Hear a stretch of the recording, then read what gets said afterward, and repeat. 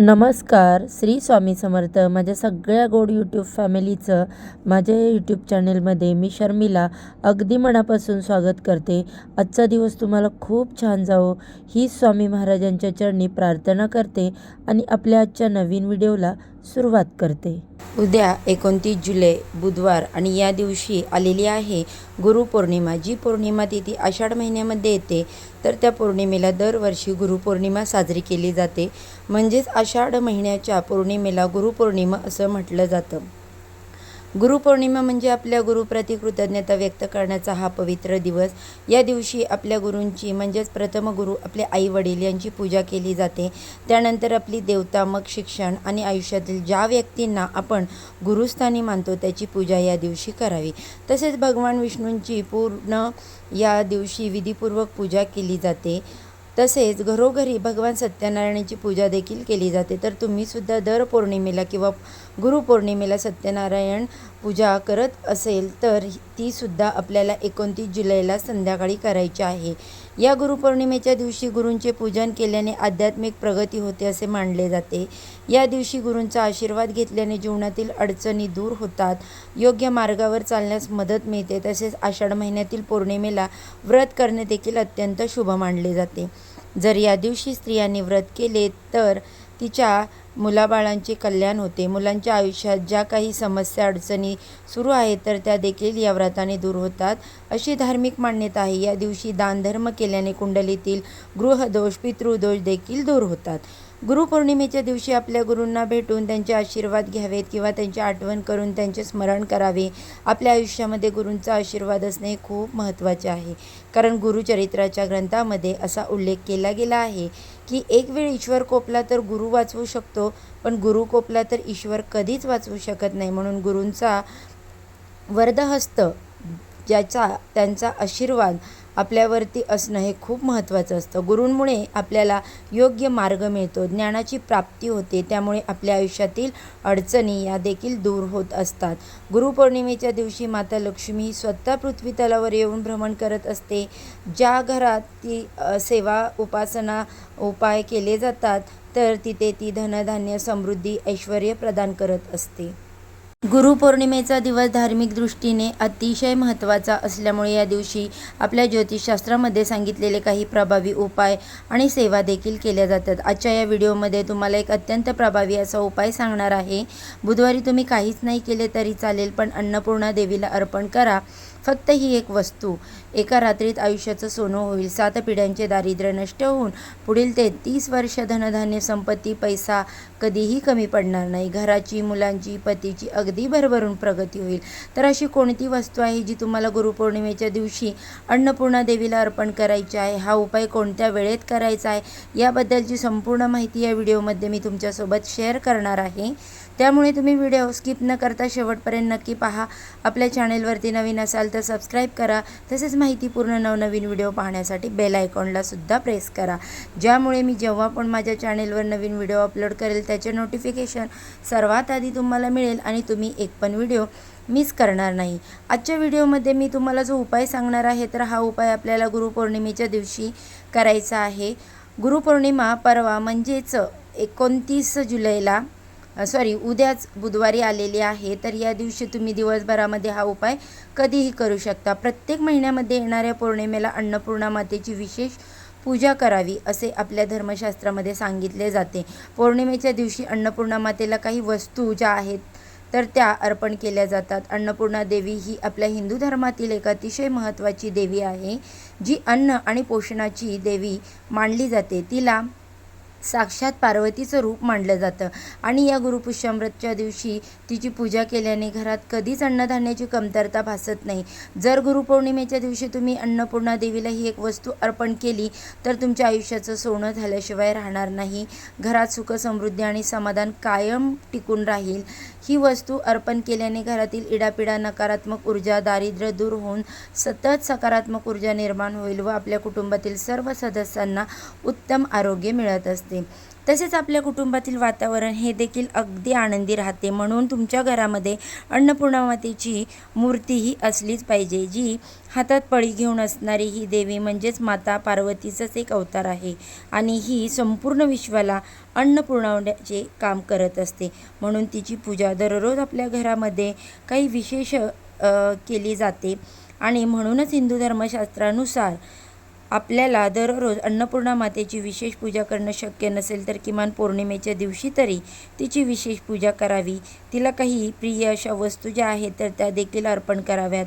आपल्या हिंदू धर्मामध्ये अन्नपूर्णा मातेचे स्थान हे साक्षात धनाची देवी माता लक्ष्मी समानच आहे. कारण बघा, जेव्हा आपल्याकडे मुलीचं लग्न होतं तेव्हा ती मुलगी लग्न करून सासरी जाते, तेव्हा सासरी जाताना तिला विघ्नहर्ता गणपती बाप्पा आणि अन्न पुरवणारी देवी म्हणजेच अन्नपूर्णा मातेची मूर्ती दिली जाते.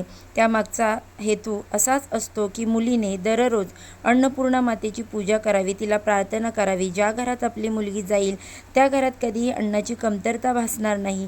साक्षात ती अन्नपूर्णा मातेच्या स्वरूपात त्या घरात जावी हाच आणि काही जो स्वयंपाक करेल तो स्वयंपाक रुचकर व्हावा. अन्नपदार्थ खाल्ल्याने त्या अन्नातील कोणाला बाधा होऊ नये किंवा घरातून अन्न वाया जाऊ नये या हेतूनेच आपल्या घरामध्ये अन्नपूर्णा मातेची पूजा केली जाते आणि मुलीला सुद्धा अन्नपूर्णा मातेची मूर्ती दिली जाते.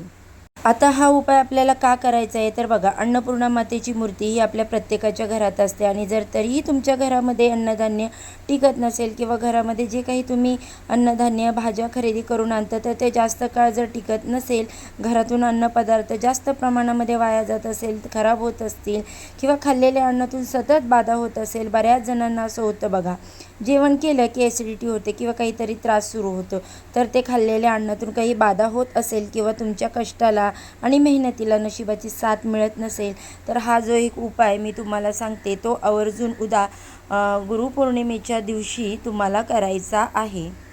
हा उपाय करण्यासाठी गुरुपौर्णिमेच्या दिवशी आपल्याला सकाळी लवकर उठायचं आहे, स्नान करायचं, त्यानंतर देवघरातील देवांची विधिवत पूजा करून घ्यायची. आपल्या गुरूंची मूर्ती असेल तर अभिषेक करायचा.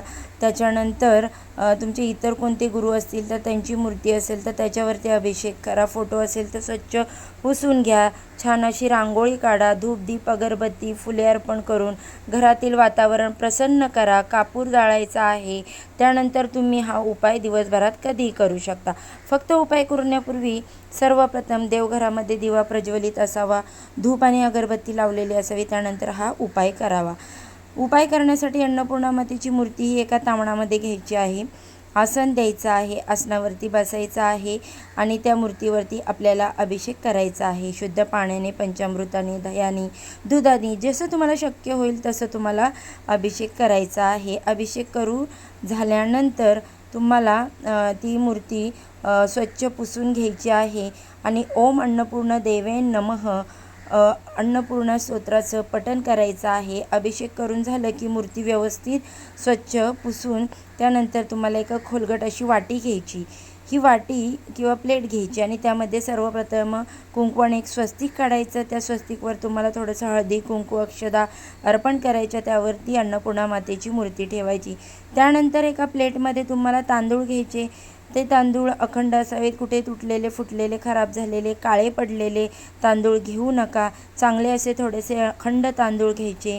त्या तांदळामध्ये थोडंसं हळद आणि कुंकू टाकून ते लाल पिवळ्या अक्षदा तुम्हाला तयार करायच्या. त्यानंतर आपल्या उजव्या हाताच्या 5 बोटांमध्ये जेवढे तांदूळ बसतील तेवढे तांदूळ घ्यायचे आणि अन्नपूर्णा मातेच्या मस्तकावरती अर्पण करायचे. हे तांदूळ अर्पण करत असताना अन्नपूर्णा स्तोत्राचं पठण करायचं किंवा ओम अन्नपूर्णा देवे नमः हा मंत्रसुद्धा तुम्ही म्हणू शकता. आता हे तांदूळ म्हणजे या अक्षदा आपल्याला एवढ्या अर्पण करायच्या आहेत की मातेच्या खांद्यापर्यंत येतील एवढ्या अक्षदा अर्पण करायच्या. त्यानंतर 1 रुपयाचं एक नाणं घ्यायचं. ते सुद्धा थोडंसं हळद कुंकू लावून लाल पिवळं करायचं आणि ते तुम्हाला अन्नपूर्णा मातेच्या समोर अर्पण करायचं आहे. त्यालासुद्धा हळद कुंकू लावायचं आणि अन्नपूर्णा मातेलासुद्धा हळदी कुंकू लावून घ्यायचं. धूप दीप अगरबत्ती ओवाळून घ्यायची. फुलं असतील तर फुलं अर्पण करायची. गजरा भेटला तर गजरासुद्धा तुम्ही अर्पण करू शकता. त्यानंतर काय करायचं, ही अन्नपूर्णा मातेची मूर्ती तशीच त्या तांदळासहित मग त्या वाटीसहित उचलून तुमच्या स्वयंपाकघरात घेऊन जायचं आहे. तिथं गेल्यानंतर शेगडीवरती ही अन्नपूर्णा मातेची मूर्ती ठेवून स्वयंपाकघराची जी पूजा करायची आहे, गॅस शेगडीवरती स्वस्तिक काढायचा आहे, गॅस शेगडीची पूजा करायची आहे.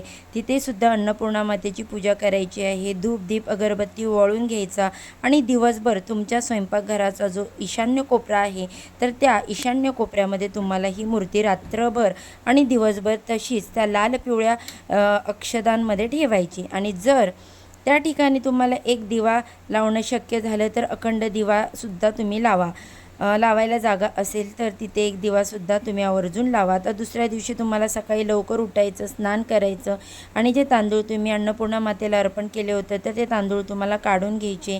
त्यातील थोडेसे तांदूळ तुम्हाला तुळशीमध्ये टाकायचे आणि थोडेसे तांदूळ एका लाल कपड्यांमध्ये बांधून आणि ते 1 रुपयाचं नाणंसुद्धा त्या लाल कपड्यामध्ये बांधायचं आणि त्याची पोटली तयार करून ती पोटली तुम्हाला नेहमी तुमच्या तांदळाच्या डब्यामध्ये ठेवायची.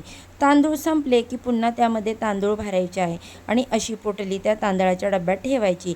आणि थोडेसे तांदूळ जे आहे ते तुम्ही पक्ष्यांनासुद्धा खाऊ घालू शकता. आणि त्यानंतर अन्नपूर्णा मातेची मूर्ती ही तुम्हाला एका वाटीमध्ये पांढरे तांदूळ भरून त्यामध्ये ठेवून तुमच्या देवघरामध्ये जिथे तुम्ही नेहमी ठेवता तर तिथे ठेवून द्यायची. अशा पद्धतीने हा छोटासा उपाय किंवा ही जी सेवा आहे ती तुम्ही बुधवारी गुरुपौर्णिमेला करून पहा. त्याचा अनुभव जो आहे तो तुम्हाला आल्याशिवाय राहणार नाही. तुमच्या घरासमोर अन्नधान्याबद्दल ज्या काही समस्या सुरू होत्या तर त्या नक्कीच कुठेतरी कमी होतील. बऱ्याच घरांमध्ये असं होतं बघा, घरामध्ये अन्न शिजतं पण खूप जास्त प्रमाणात वाया जातं. तर तेच अन्नधान्य वाया जाऊ नये किंवा नासाडी होऊ नये म्हणून हा उपाय आहे तो करायचा आहे. तर बघा, ही मी जी तुम्हाला व्हिडिओमध्ये अन्नपूर्णा देवीला जी सेवा करायची आहे किंवा काय अर्पण करायचं ही माहिती सांगितली. संपूर्ण माहिती अगदी थोडक्यात सांगितलेली आहे. तर तुम्हाला कशी वाटली व्हिडिओ? जर आवडला असेल तर जाता जाता एक लाईक नक्की करा. व्हिडिओ तुम्हाला हेल्पफुल वाटला तर तो तुमच्या मित्रमंडळींसोबत, परिवारासोबत शेअर करा, म्हणजे त्यांना देखील ह्या माहितीचा फायदा होईल. चला तर मग आजच्या व्हिडिओचा इथे सेंड करते. उद्या अशा छानशा माहितीसोबत पुन्हा नव्याने भेटू. सर्वांना श्री स्वामी समर्थ. अन्नपूर्णा देवेन नमो नमः.